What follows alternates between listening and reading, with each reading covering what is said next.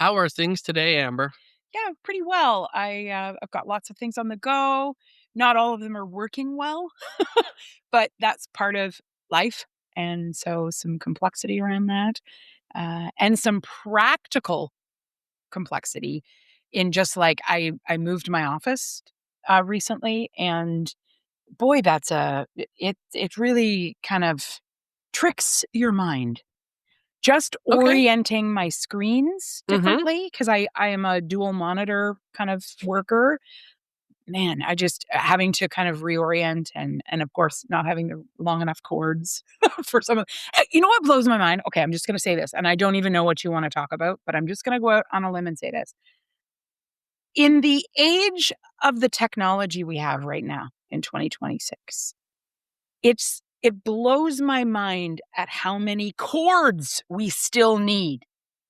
In the age of wireless technology, I still cannot believe how many extension cords, how many plugins, how much power thought I have to have that feels like the same kind of stuff I was doing when I was a very small child when we didn't have any of all of this technology. So that's my little rant on why do we have so many electrical cords still to this day when we have all this amazing technology that should, in theory, eliminate it. And I say this staring at our podcast setup, which is just cords everywhere. It is cords everywhere. So And what's funny is, as a radio man, I am in awe of how little we have to do that's corded these days compared, compared right. to sending HF signals that would bounce off an atmosphere Mm, to get, a teletype printer somewhere working, wow. how much we can satellite and Yeah. how much we can, send at the speed of light. It's all So about perspective, isn't it? it is. And today's conversation is a perspective conversation Okay. because I wanted to ask you very specifically. So we're talking about chords, we're talking about mess, and this will work. Um, because what I really want to talk about was speaking engagements. Hmm. I know you do a lot of speaking engagements. I've done a fair amount of speaking engagements, but I want to talk about the ones that were calamitous, where something didn't work. I'm sure you've had them. I know I've had them. One of my worst ones, I know you were right there for. Um, but I want to bring that up as a what can we learn from those things? What did you take away? Because there are the days it goes perfect, and there are some times where you're done and you're just like, nailed it, high five, and you're good. Hmm. But there's other days where you're like, okay, that's that, and you have to have a little self-talk on me, audience, what wasn't successful today. Yeah. It was interesting. I think the toughest ones for me are the ones where I step down off the stage or turn off the Zoom because I do a lot of online, like Zoom speaking as well, where I go, wow, that was great. Awesome. Amber's rocked it. And then I find out later. I think that's the hardest. Those are the hardest Mm. calamitous situations for me. And I think the reason is because it feels a little bit blindsiding. And then also because I'm so like self-reflective in general and it's a journey and it's a process and I'm always trying to improve myself, when I get that feedback, I literally start spinning on why did I do that? How do I do that? And I get in a cycle that honestly can be incredibly self-destructive. And it's a real challenge for me because it's one thing to get negative feedback. It's another thing for you to have not seen it coming because then it's like, okay, what am I missing? Like, I'm like, I was completely clueless that that was happening. And so much of, in my experience of speaking, what I have tried to do, and I have been a speaker for most of my life. A lot of it has to do with the industries that I've been in. And the work I've done has demanded or commanded speaking. Even the fact that, I had a cooking school. I was a cooking instructor for years. Well, no, it's not a stage, but I'm the only one speaking. And what am I doing? I'm physically working and cooking and teaching and speaking. And then inviting feedback, and there's this interaction, and it's all happening with my voice being the loudest and the longest kind of listened to. So all of that experience means when I'm blindsided that it didn't go well, I'm like, what happened? Where was I? Because I have practiced presence so much in my speaking career that when my presence misses it, that's a real blow. That's a real blow to the ego. And I mean, I welcome those blows, but it's tough to navigate because I'm not human. Um, when I was a novice speaker, I remember I used to do a lot of I would do week long kind of retreats where I was speaking usually about 2 hours a day, but I would be there for 5 or 6 days. And I would be doing a different type of speaking in the morning to then the evening. And I was sort of like the speaker that sort of kept the flow of the whole week retreat. Um, but I had very specific kind of goals for each of the sessions. That's a lot of stage time. It's a lot of speaking. But when I would do that, and this is in the early days, when I would get negative feedback, I would immediately bring that negative feedback into the way I was speaking the next time. So I remember in a few situations where I got some negative feedback, and instead of allowing that feedback to kind of wash over me, I took it so much to heart. I changed the trajectory of my speaking plan to specifically solve that problem for that one person. Mm. And those were calamities because what I recognized was in a live environment, if you are acting as a people pleaser, you you have the potential in trying to please one, you will aggravate many. And I got that, that 80-20 rule. Mhm. Pareto That principle. yeah, that's that but that principle plays out so often in so many different situations, and it plays out in speaking as well. And of course, the hope would be that everyone would enjoy you, but it's not possible because your voice, your tone, your diction, your style, your words, they're just going to piss people off. Anybody's words, tone, style. So the 80-20 principle really plays into that. And, the hard part is when the 20% voice their issues and you're in an active, engaging environment, you can be heavily influenced to change your message. And I used to. It's a novice move. It's a real novice move. Better to push that to the Q&A as a speaker and allow for the question and answer time if somebody gives you that feedback. Better to speak to it there, but keep your plan on track. Now, I mean, I say this, unless what you're saying is offensive, and in my case, it wasn't offensive, it was just a personality style. They didn't like a certain thing I did, and so I just stopped doing it, and then other people were like, "What happened?" So you realize, 80% of the room was like, "Yay!" and 20% were like, "Boo!" And I switched it, and I was like, I wanted to make sure the 20% liked me, but then I had 80% that were booing. In Yeah. theory, right? And it's a rookie speaker move. Yeah. It's a Yeah. rookie speaker move. Yeah. It's funny, as you bring that up, I can think of one of the times that I had something very similar where I had one voice in the room. Right. Um, as you know, I teach de-escalation courses and I teach communication courses. So literally on a course on de-escalating someone, Right. I show video clips. And one of the video clips I show is from a movie called The Negotiator. And it's Samuel L. Jackson Mm, talking to police correct. I've where seen that they're movie. trying to talk him down. Right. And he's smarter than they are. And before I show that clip, it's Samuel Jackson. So when you talked about offensive, I Mhm. have to do a language check Yes. with the room And we handle this. because this is Yeah. what we're going to face in Yeah. escalation. Right. And I had one voice once say, "Nope, don't show it." And the entire rest of the room We're mad. almost rebelled. Like, wait a minute. Kick them out. Kind of. That's what they were kind of saying. Like, we want this. And now the one voice, I just said, fine, I'm going to teach this on principle only. We're not going to see the clip. Right. If you want, at the end of class, I'll show the clip. And that's what I did do.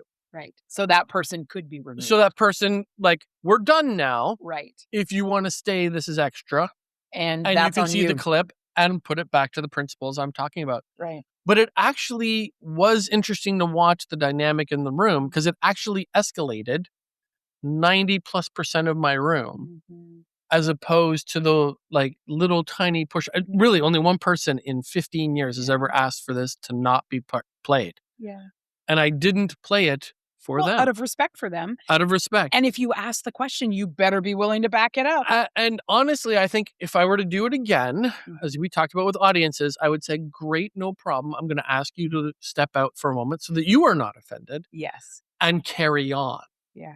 And I think that might have offended them.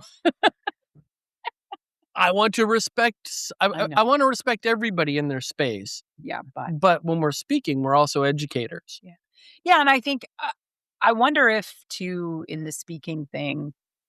Yeah, because like I'm speaking this week, and I'm still working on the slide deck, still pulling it together. I know what I want to say. I have the overall kind of. I mean, I wrote the abstract. I have the title. I've got it planned in my mind. I don't have all the finer details figured out. And I'm a person who just practically as a speaker, I speak to the slides. And you know, I don't have to do that, but in most of the speaking that I do, there's an expectation to have slides. I don't love slide speaking, but in the professional world that I speak in, it is the expectation. Also, I will say, as much as I don't love slide speaking, it's a great way to then be able to give value at the end because you can just send out your slides and people feel like they're taking a piece of you with them, which is great. However, I speak to the slides as like, oh, that slide reminds me of the types of things I want to say, but I don't have it scripted. And I will say, you know, there are a lot of speakers that do need to have scripts, and I respect that. I understand that. That is not me. Well, case in point, look at our entire podcast. I don't even know what you're going to ask every time. I'm always kind of speaking off the cuff. And that is something also that I think I often have people ask me about how do you speak like that? And I can't answer that question because I just do. It's the way my brain works. I think I am an out loud processor. And so a lot of my thinking actually happens when I am speaking out loud, which means that as an orator, I can do that live on stage. So I can be prepared. I can have done all the research. I can have prepared a simple slide deck. But honestly, when I step on stage, I'm like going with the moment. What occurs to me, what thoughts I'm having, where they go in the moment. Also, when I'm in a Q&A situation, I can get taken down tangents because I'm just wanting to practice presence. Not every speaker can practice presence on stage. And it takes all different types of speakers to be able to do that. It's interesting. I used to do a lot of theater and I love theater, but I'm actually very poor at it because I am someone who wants to practice presence and not preparedness on stage. My preparedness is behind the presence, but in theater, the preparedness is what's manifesting in the presence. And I am not good at that. I am not someone who can memorize a script and easily deliver it word for word. I have done it. I am capable of it, but you know, in that long list of things that I'm very good at doing, it's just not. It's not life-giving for me because it'll occur to me in the moment that there is a different way to say it that I want to say, and I'm like, okay, but like the director won't like that, so I have to commit to the script. And committing to the script feels less present for me as an orator. For others, it's the opposite. Having that script sets them free in that they memorize the script, they understand the script, and then they are free to manifest emotion and intention with those words. I love that, but it's not my capability the same way. and as someone who also loves theater, I can tell you, and I want to, because I'm going to bring this back to presence for a second. I did a lot of plays that were comedies when I was younger, and I loved it. But here's what I didn't enjoy and what I like more about speaking. Mm. When I'm doing a play and I'm saying all the funny lines, I can hear the laughter, but I'm not engaging with the audience. My eyeballs aren't. You can't go like, was that funny? Did you like that one? Well, you can, but you have to break the wall to do it. Yeah, right? you have to break the fourth wall if you're going to do that. Deadpool. Ferris Bueller. Bueller. Yeah. You have to break the fourth wall for that. When I'm speaking, we can have that engagement that goes back and forth. And it's one of the reasons why I always liked stand-up comedy far more than I liked doing an actual script. Right. Scripts are great because you know where the punchline is, you know where the funny is. You pause because you know they're going to laugh, so give them the 7 seconds so they can do that before you deliver your next line. And if you're Robin Williams, you've delivered 4 lines in those 7 seconds because he's just never stopped. But when you're speaking, you get that instant feedback.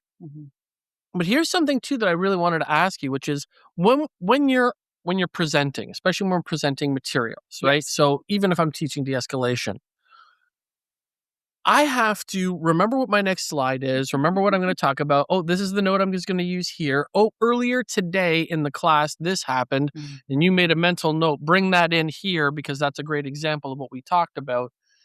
And you're trying to keep an eye on everyone in the room. You can miss things. Like, let's be clear. Like, you just can't keep your eye. Zoom calls are even worse for this. Where especially when they don't have their video on. Well, now in coaching we do co-coaching, where if you're the one speaking, there's actually a co-coach with you checking on audience, right, to see what's going on, and they can work with the coach to prompt because you might be missing something entirely going on in a nonverbal space. Yeah.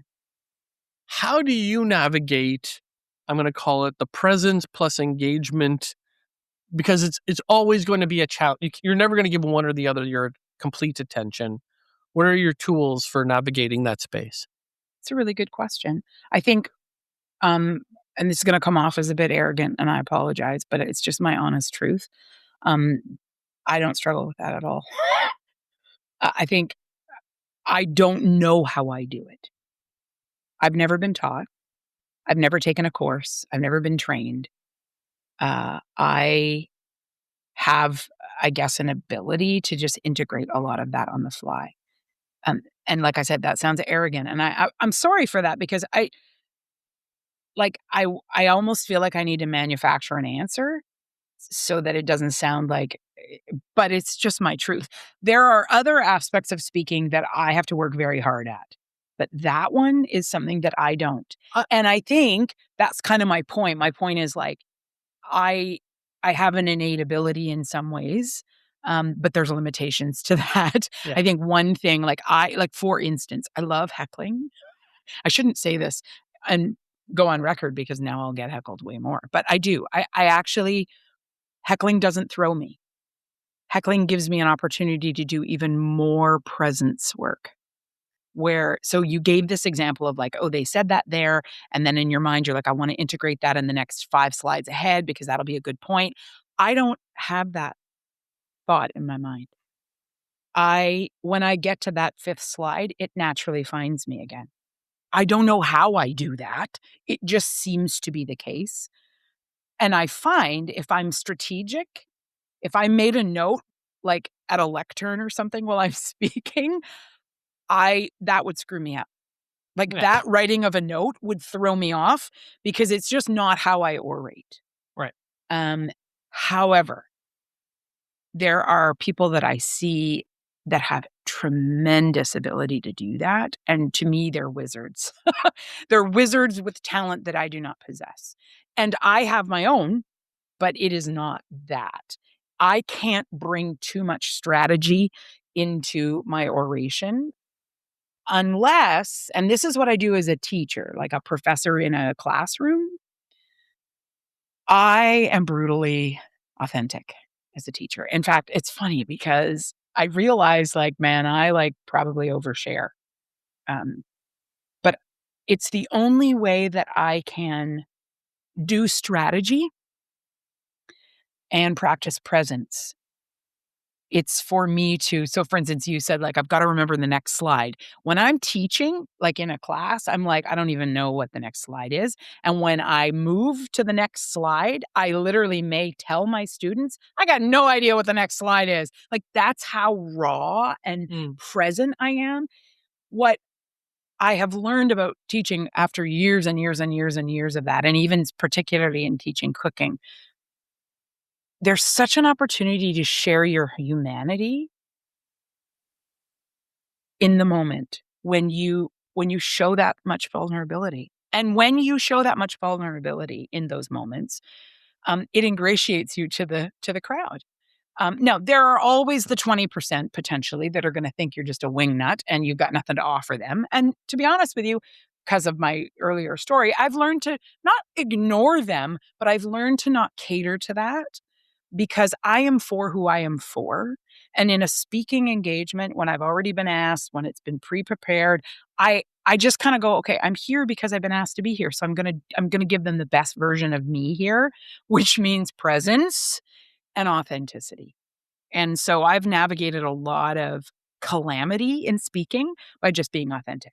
Like I literally on stage have said, I have to pee. Like I have said that. Now it's horrifying for many people to imagine that you would be speak. And that was like to a crowd of like 500 people.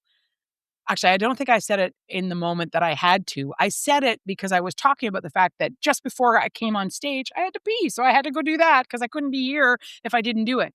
There's a lot of people who would be like, that's horrible. Oh, shouldn't talk about that. That's unprofessional.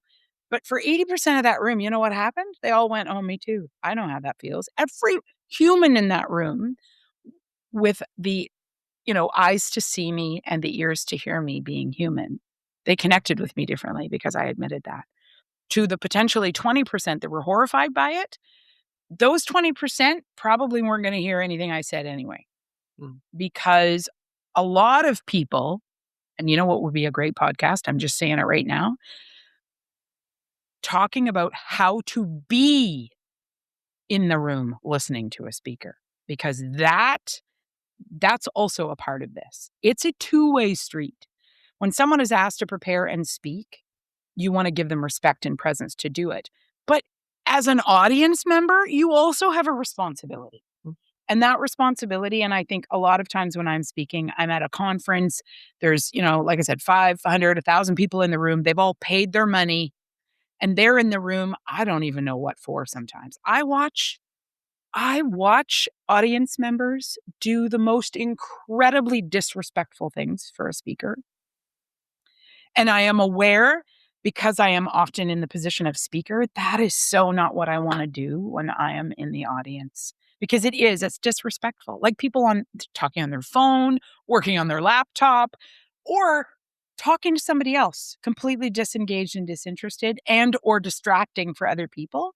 I'm just kind of like, first of all, you're a human, you're an adult, you're a professional. If you need to have that conversation, the most respectable thing is to take it outside, right? Now, thankfully, I'm not that authentic. I haven't asked people to literally leave, but there's things about being an audience member that carry weight. And I think showing up as a human when you speak is a really great opportunity to just, not elevate yourself. It's just funny. I have said this when I've been speaking. So some of you that are listening to this may have been in the crowd.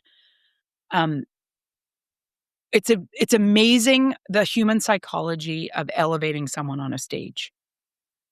If you have a room of 500 people and only one person is a foot and a half off the floor and everyone else is seated, you automatically in our species create a division. And the division can be they're better than you. Like just automatically, it can create within people an emotion that, well, they're speaking, so they obviously are smarter than I am. And I'm like, okay, can we please do away with that? Because even if I have done the research and I am prepared and I've been asked to be there, it doesn't make me better than anybody. It's just an opportunity in that moment. And it's just a different position I hold. But I'm just as likely to be sitting in the audience listening to somebody else. So I love the psychology of that, and I do like to, as a speaker, just kind of remind myself just before I go to speak, and then, even be willing to talk about it, that, like, I am standing up here not because I am better than you. I am standing up here because I was given an opportunity, and I feel honored to be here, and I'm gonna share.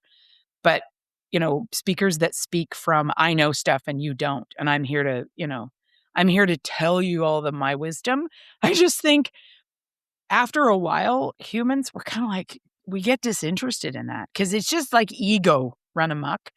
And so I think speakers that blend what they have to share, but also with their humanity, oh, they're incredibly captivating. And I would seek to be that kind of a speaker. And I have lots of future opportunities, hopefully, to continue to do that journey well. And I know when I'm in the audience listening to someone do that, when they're sharing earnestly and they're being authentic and they're also present, like I love what they are sharing, and it also it impacts me differently. I take away the information in a different way when I feel connected to them, as a human, but also as someone who, yeah, they've had an experience, they've had training. I haven't. I want to hear from that. Anyway. Well, I want to say thank you. Thank you for what you share, Mm. whether it's in a speaking engagement or here on the podcast. Um, as you just mentioned, audiences have a responsibility, and it's to Yes. listen, Yeah. and that's just it. And so, to our listeners, thank you for your responsibility to listen. Um, and for speaking, I always come back to, we are speakers, but we're also listeners. Mhm. And that the act of speaking is not unilateral. It's not a broadcast. This podcast is not a broadcast. It's meant to be a conversation. Yeah, and it's tough when we can't necessarily engage live with question and answers or feedback, but that doesn't mean that we don't seek that. Yes, And I always wanna be seeking that because feedback does help us. It definitely does. I think we just as individuals need to be able to put that feedback in perspective too. that's right. Yeah. So thank you for your conversation. Thank you for the feedback. Mm. Thanks to our listeners and listeners. If you've got some feedback for us, we'd Share. love to hear it. Absolutely. And I just want to say thank you for another successful podcast. Thanks, Martin.